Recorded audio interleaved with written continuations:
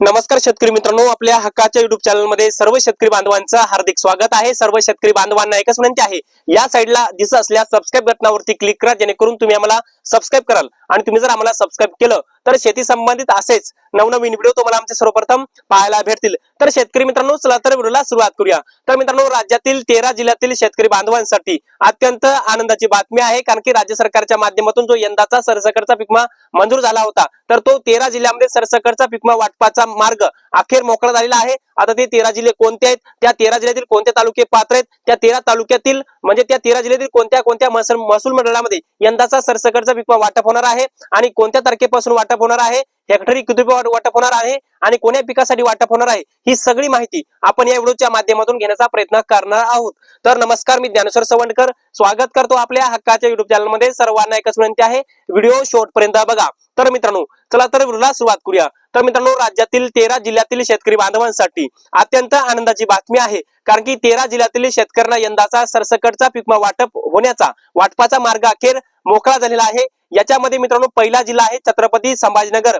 मित्रांनो, छत्रपती संभाजीनगर जिल्हाधिकारी यांच्या माध्यमातून छत्रपती संभाजीनगर जिल्ह्याची अंतिम आणेवारी काढण्यात आली आणि छत्रपती संभाजीनगर जिल्ह्याची अंतिम आणेवारी 50 पैशापेक्षा कमी आल्यामुळे छत्रपती संभाजीनगर जिल्ह्यातल्या एकूण सर्वच्या सर्व तालुक्यातील छत्रपती संभाजीनगर जिल्ह्यातील 78 पेक्षा जास्त महसूल मंडळातील शेतकऱ्यांना अखेर पीक विमा वाटपाचा मार्ग मोकळा झालेला आहे। छत्रपती संभाजीनगर जिल्ह्यामध्ये सोयाबीन उत्पादक शेतकरी असतील, कापूस उत्पादक शेतकरी असतील, तूर असेल, मूग असेल, उडीद असेल आणि खरीपाची ज्वारी असेल, या सर्व पिकांचा यंदाचा सरसकटचा पीक विमा छत्रपती संभाजीनगर जिल्ह्यातील शेतकऱ्यांच्या बँक खात्यामध्ये जमा होणार आहे आणि हा पीक विमा जानेवारी महिन्यापासून वाटप होण्याची शक्यता आहे। यानंतर मित्रांनो, दुसरा जिल्हा आहे जालना जिल्हा। मित्रांनो, जिल्हाधिकारी जालना यांच्या माध्यमातून सुद्धा जालना जिल्ह्याची अंतिम आणेवारी 50 पैशापेक्षा कमी काढली। जालना जिल्ह्यामध्ये खरीपाची 965 गावे आहेत आणि या जालना जिल्ह्यातील खरीपाच्या 965 गावाची अंतिम आणेवारी 50 पैशापेक्षा कमी आल्यामुळे जालना जिल्ह्यातल्या एकूण 42 महसूल मंडळामध्ये यंदाचा सरसकटचा पीक वाटपाचा मार्ग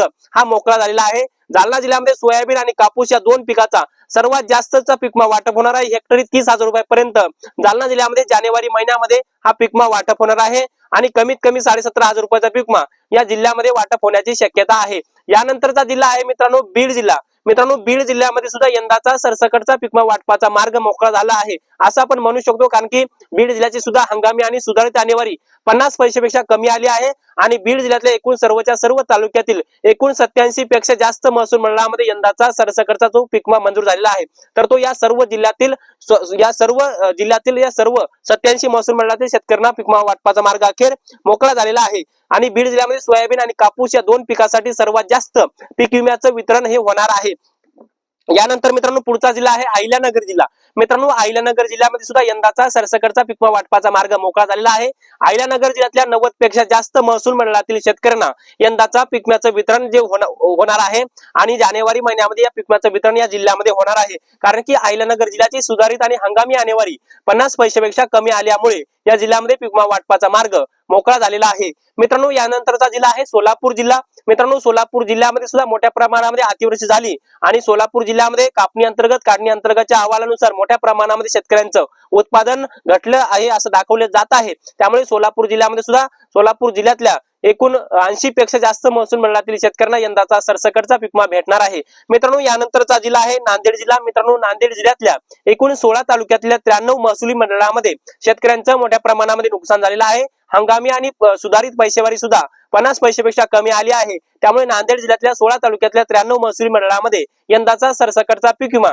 सोयाबीन आणि कापूस या दोन पिकासाठी सर्वात जास्त हेक्टरी 40,000 रुपयापर्यंत 35 ते 40,000 रुपयापर्यंत मिळण्याची शक्यता आहे। यानंतरचा जिल्हा आहे मित्रांनो, तो म्हणजे बुलढाणा जिल्हा। मित्रांनो, बुलढाणा जिल्ह्यामध्ये सुद्धा मोठ्या प्रमाणामध्ये शेतकऱ्यांचं नुकसान झालेलं आहे। बुलढाणा जिल्ह्यातल्या 87 पेक्षा जास्त महसुली मंडळामध्ये यंदाचा सरसकटचा पीक विमा वाटपाचा मार्ग अखेर मोकळा झालाच आहे असं आपण म्हणू शकतो, कारण की हंगामी आणेवारी सुधारित पैसेवारी ही सुद्धा 50 पैशापेक्षा कमी आली आहे। मागच्या 5 वर्षापेक्षा यंदाचं उत्पादन मोठ्या प्रमाणामध्ये घटल्यामुळे या जिल्ह्यामध्ये सरसकटच्या पीक विम्याचं वितरण यंदा होणार आहे। यानंतरचा जिल्हा आहे मित्रांनो धाराशिव जिल्हा। मित्रांनो, धाराशिव जिल्ह्यातील शेतकऱ्यांसाठी सुद्धा आनंदाची बातमी आहे। धाराशिव जिल्ह्यातल्या 46 पेक्षा जास्त महसूल मंडळामध्ये यंदाचा सरसकटचा पीक विमा वाटपाचा मार्ग मोकळा झालेला आहे। धाराशिव जिल्ह्यामध्ये सुद्धा या येणाऱ्या जानेवारी 2026 मध्ये यंदाच्या सरसकटच्या पीक विम्याचं वितरण हे होणार आहे। यानंतरचा जिल्हा आहे मित्रांनो लातूर जिल्हा। मित्रांनो लातूर जिल्ह्यातील शेतकऱ्यांसाठी सुद्धा आनंदाची बातमी आहे। लातूर जिल्ह्यामध्ये आपण जर पाहायला गेलं तर यंदाचा सरसकटचा पीक विमा वाटपाचा मार्ग अखेर मोकळा झाला आहे असं आपण म्हणू शकतो, कारण की हंगामी आणेवारी सुधारित आणेवारी सुद्धा 50 पैशापेक्षा कमी झाली आहे आणि त्याच आधारावर त्याच बेसवर आता अंतिम आणेवारी सुद्धा येण्याची शक्यता आहे। त्यामुळे लातूर जिल्ह्यातल्या 60 महसूल मंडळातील सोयाबीन चा पीक विमा मोठ्या प्रमाणामध्ये शेतकऱ्यांच्या खात्यामध्ये हा वितरित होणार आहे। हेक्टरी 25,000 रुपयापासून ते 35,000 रुपयापर्यंत लातूर जिल्ह्यातल्या या 60 महसूल मंडळातील शेतकऱ्यांना यंदाचा पीक विमा वाटप होणार आहे। मित्रांनो पुढचा जिल्हा आहे तो म्हणजे परभणी जिल्हा। मित्रांनो परभणी जिल्ह्यामध्ये सुद्धा यंदाचा सरसकटचा पीक विमा वाटप होणार आहे, कारण की परभणी जिल्ह्यामध्ये सुद्धा एकूण 52 महसूल मंडळे सरसकटच्या पीक विम्यासाठी पात्र केलेले आहेत। त्यामुळे परभणी जिल्ह्याची हंगामी आणेवारी सुधारित आणेवारी 50 पैशापेक्षा कमी आहे। त्यामुळे परभणी जिल्ह्यातील शेतकऱ्यांना सरसकटचा पीक विमा वाटपाचा मार्ग हा मोकळा झालेला आहे। यानंतरचा जिल्हा आहे मित्रांनो तो म्हणजे अमरावती जिल्हा। अमरावती जिल्ह्यामध्ये सुद्धा सरसकटच्या पीक विम्याचा वाटपाचा मार्ग हा मोकळा झालेला आहे। त्यामुळे अमरावती जिल्ह्यातील शेतकरी बांधवांसाठी अत्यंत आनंदाची बातमी आहे। अमरावती जिल्ह्यातल्या 90 पेक्षा जास्त महसूल मंडळामध्ये जानेवारी महिन्यामध्ये पीक विम्याचं वितरण जे आहे ते होणार आहे। मित्रांनो पुढचा जिल्हा आहे हिंगोली जिल्हा। मित्रांनो हिंगोली जिल्ह्यातील शेतकरी बांधवांसाठी आनंदाची बातमी आहे। हिंगोली जिल्ह्याची हंगामी पैसेवारी सुधारित पैसेवारी 50 पैशापेक्षा कमी आहे आणि त्याच आधारावर आणि त्याच बेसवर आता हिंगोली जिल्ह्याचा सुद्धा पीक विमा शेतकऱ्यांच्या खात्यामध्ये सरसकटचा वाटप होणार आहे। हिंगोली जिल्ह्यातल्या 30 पेक्षा जास्त महसूल मंडळामध्ये यंदाचा सरसकटचा पीक विम्याचं वितरण जे आहे ते होणार आहे। यानंतरचा जिल्हा आहे यवतमाळ जिल्हा। मित्रांनो यवतमाळ जिल्ह्यातल्या 90 महसूल मंडळामध्ये सरसकटचा पीक विमा वाटप होणार आहे। यवतमाळ जिल्ह्यामध्ये एकूण 16 तालुके आहेत आणि 16 तालुक्यातील एकूण 90 महसूल मंडळामध्ये यंदाचा सरसकटचा पीक विमा सोयाबीन आणि कापूस या दोन पिकासाठी वितरण होणार आहे। यानंतरचा जिल्हा आहे मित्रांनो अकोला जिल्हा। मित्रांनो अकोला जिल्ह्यातल्या 52 महसूल मंडळामध्ये यंदाचा सरसकटचा पीक विमा वाटपाचा मार्ग मोकळा झालेला आहे। या जिल्ह्यामध्ये जानेवारी महिन्यामध्ये पात्र लाभार्थ्यांच्या खात्यामध्ये यंदाच्या पीक विम्याचं वितरण जे आहे ते होणार आहे। मित्रांनो पुढचा जिल्हा आहे वाशिम जिल्हा। मित्रांनो वाशिम जिल्ह्यातील शेतकरी बांधवांसाठी सुद्धा आनंदाची बातमी आहे।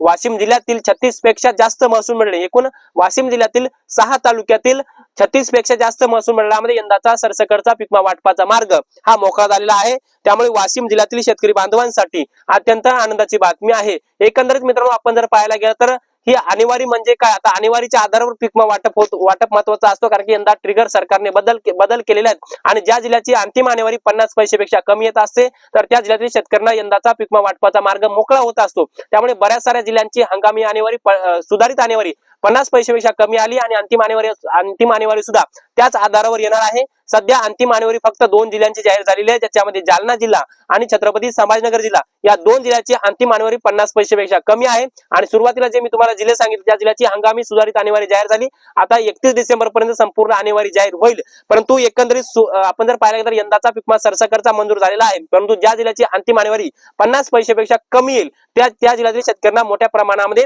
पीक विमा मिळत असतो आणि पीक विमा वाटपाचा मार्ग मोकळा होत असतो। तर मित्रांनो त्याच्यामुळे यंदाचा पीक विमा जो आहे 46 लाख शेतकऱ्यांच्या खात्यामध्ये जानेवारी महिन्यामध्ये शेतकऱ्यांच्या खात्यामध्ये वितरण जे आहे ते होणार आहे। त्यामुळे राज्यातील शेतकरी बांधवांसाठी अत्यंत आनंदाची बातमी आहे।